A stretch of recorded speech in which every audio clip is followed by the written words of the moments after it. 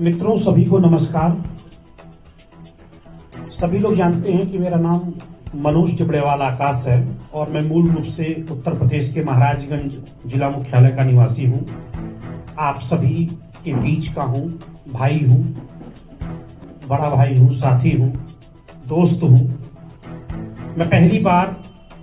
अपने जीवन में कोई प्रेस वार्ता कर रहा हूं। मैं कभी नहीं चाहता था कि ऐसा कोई मौका आए जिसमें मुझे स्वयं प्रेस वार्ता करनी पड़े, क्योंकि मैं अब तक हमेशा एक पत्रकार के रूप में प्रेस वार्ता को कवर करता रहा हूं। मैं पहले कुछ चीजें हैं जिसको मैं पढ़ के सिलसिलेवार बता दे रहा हूं, फिर आपके जो सवाल जवाब होंगे हम देंगे। सुप्रीम कोर्ट में याचिकाकर्ता वरिष्ठ पत्रकार मनोज चिपड़ेवाल आकाश की पत्रकार वार्ता। गैर कानूनी ध्वस्तीकरण के आरोपी IAS, IPS, PCS, PPS, national highway, PWD के इंजीनियरों, नगर पालिका के ईओ, पुलिस इंस्पेक्टरों, सब इंस्पेक्टरों, एलआईयू इंस्पेक्टरों तथा Mahakaleshwar infrastructure private limited company के मालिकों,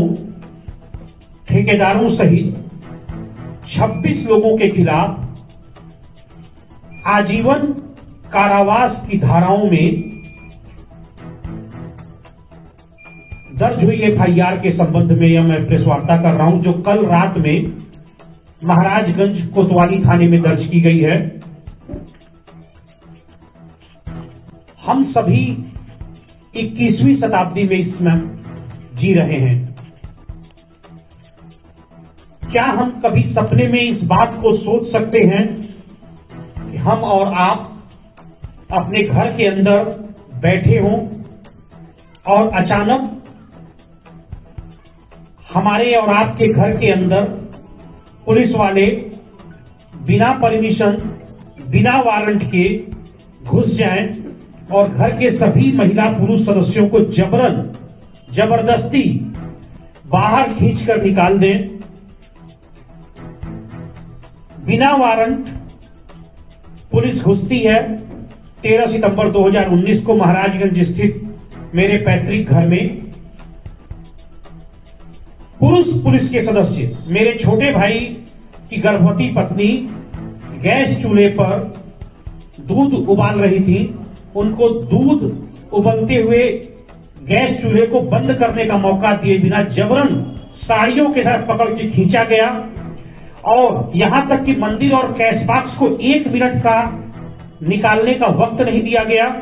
बिना लिखित नोटिस के घर व दुकान के समस्त सामानों सहित, दवाइयों सहित घर के फर्नीचर, फ्रिज, टीवी, बेड, सभी सामानों सहित बुलडोजरों से पलक झपकते ही आपके जीवन भर की मेहनत की कमाई गिरा दी जाती है, और वह भी यह बोलकर कि जिलाधिकारी का आदेश है आपके मकान को गिराना है। और 1 मिनट का वक्त नहीं, मंदिर और कैश बॉक्स निकाले जाएं, इतना वक्त आप नहीं देंगे। मानवता को शर्मसार करने वाला तथा देश के संविधान व लोकतंत्र की धज्जियां उड़ाने वाला यह बर्बर हादसा, अमानवीय जुल्म और अत्याचार और गैर संवैधानिक कृत्य मेरे व मेरे परिवार के साथ 13 सितंबर 2019 को दोपहर 2 बजे महाराजगंज जिले के तत्कालीन जिलाधिकारी अमरनाथ उपाध्याय ने अपने साथी पुलिस व प्रशासनिक अफसरों के साथ मिलकर किया। इस जुल्म व अत्याचार को लेकर मेरे द्वारा माननीय सुप्रीम कोर्ट को लिखे गए 4 पन्ने के शिकायती पत्र का स्वतः संज्ञान देश की सर्वोच्च अदालत माननीय सुप्रीम कोर्ट ने लिया और मेरे शिकायती पत्र को ही रीट में बदल दिया और फिर शुरू हुई मामले की व्यापक सुनवाई। इस मामले में लंबी अदालती लड़ाई के बाद दिनांक 6 नवंबर 2024 को माननीय सुप्रीम कोर्ट के मुख्य न्यायाधीश डॉक्टर डीवाई चंद्रचूड़ के नेतृत्व वाली 3 सदस्यीय खंडपीठ ने एक ऐतिहासिक फैसला दिया। इसमें माननीय सुप्रीम कोर्ट ने मेरे पैतृक मकान को गैर विधिक तरीके से गिराने के लिए अफसरों को पूर्ण रूप से दोषी पाया और कहा कि मनोज टिब्रेवाल आकाश का मकान पूरी तरह से जायज था। इसके बाद गैर कानूनी तरीके से पैतृक मकान को ध्वस्त कर दिया गया था, जो पूरी तरह असंवैधानिक कृत्य है। माननीय सुप्रीम कोर्ट ने इस मामले में बेहद सख्त आदेश देते हुए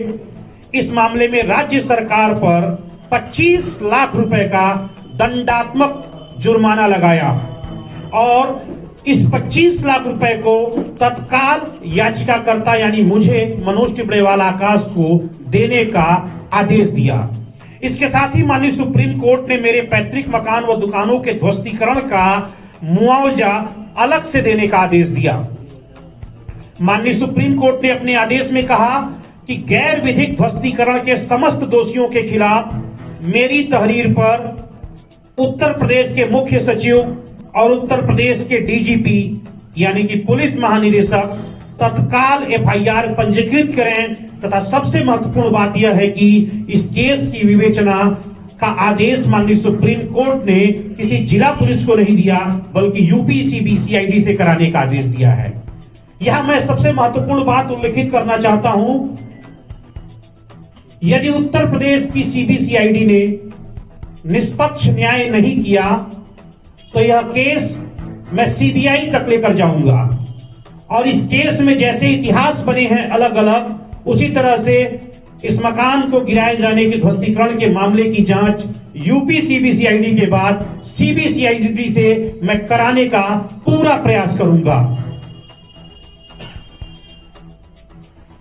30 दिसंबर की रात यानी कल रात में महाराजगंज कोतवाली थाने में माननीय सुप्रीम कोर्ट के आदेशानुसार अपर मुख्य सचिव गृह और पुलिस महानिदेशक ने मुकदमा अपराध संख्या 629/2024 629/2024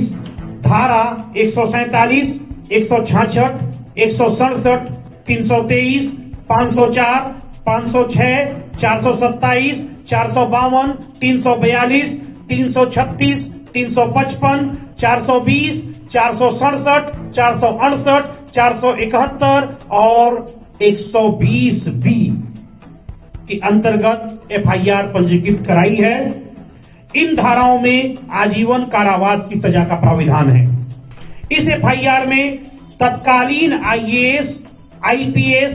PCS, PPS, national highway, PWD के इंजीनियरों, नगर पालिका के तत्कालीन अधिशासी अधिकारी, पुलिस इंस्पेक्टरों, सब इंस्पेक्टरों, इसके अलावा एलआईयू महाराजगंज के 2 इंस्पेक्टरों तथा महाकालेश्वर इंफ्रास्ट्रक्चर प्राइवेट लिमिटेड के मालिकों के खिलाफ एफआईआर पंजीकृत करने का नामजद जो आदेश दिया था वो एफआईआर पंजीकृत हो चुकी है तथा साथ ही साथ कई अन्य अज्ञात लोग हैं जो दौरान विवेचना उनके नाम प्रकाश में आएंगे। अब इनका नाम मैं आपको बताना चाहता हूं। जिन लोगों के खिलाफ एफआईआर हुई है उनके पद नाम के साथ कुल 26 लोग हैं, जिनमें तत्कालीन जिलाधिकारी और 2010 बैच के आईएएस अफसर अमरनाथ उपाध्याय, तत्कालीन अपर जिलाधिकारी कुंज बिहारी अग्रवाल, तत्कालीन कार्य अधीक्षक SOW अविनी ई राजमार्ग लोक निर्माण विभाग गोरखपुर मणिकांत अग्रवाल, अशोक कन्नौजिया अधीक्षण अभियंता राष्ट्रीय मार्ग वृत्त लोक निर्माण लखनऊ, नेशनल हाईवे के आरओ दिग्विजय मिश्रा, नगर पालिका महाराजगंज के तत्कालीन अधिशासी अधिकारी राजेश जायसवाल, नेशनल हाईवे के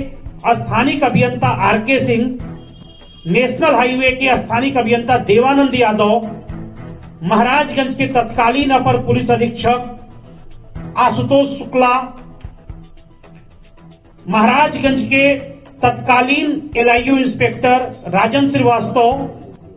वर्तमान में महाराजगंज में कार्यरत एलआईयू इंस्पेक्टर संतोष सिंह, तत्कालीन शहर कोतवाल सर्वेश कुमार सिंह, तत्कालीन पुलिस इंस्पेक्टर निर्भय कुमार सिंह,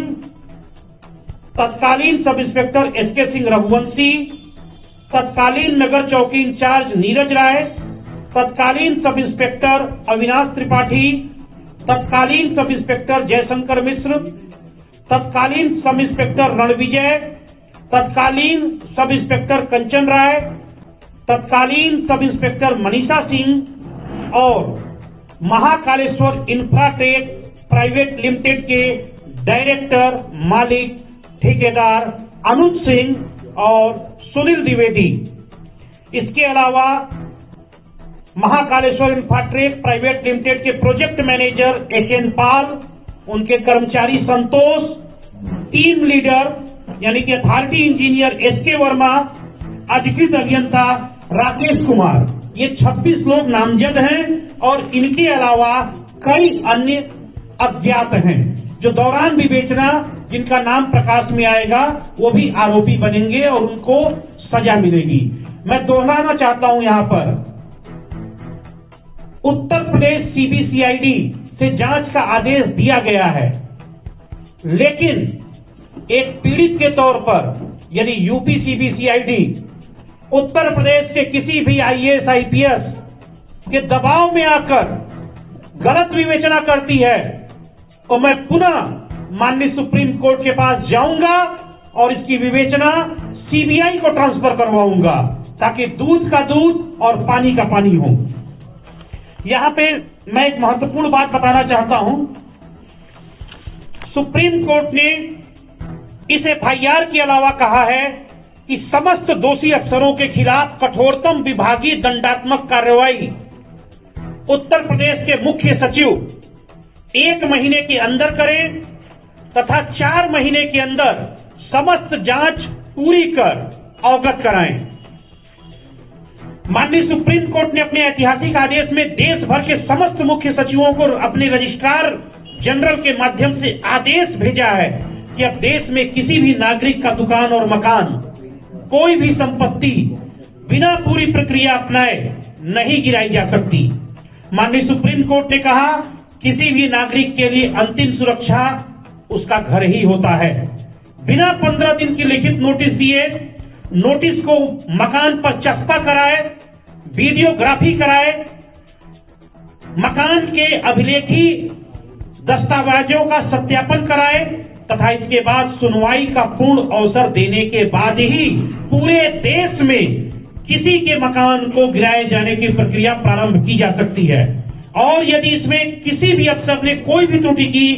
तो संपत्ति ध्वस्तीकरण के जिम्मेदार अधिकारियों के जेब से इसकी क्षतिपूर्ति और मुआवजा वसूला जाएगा।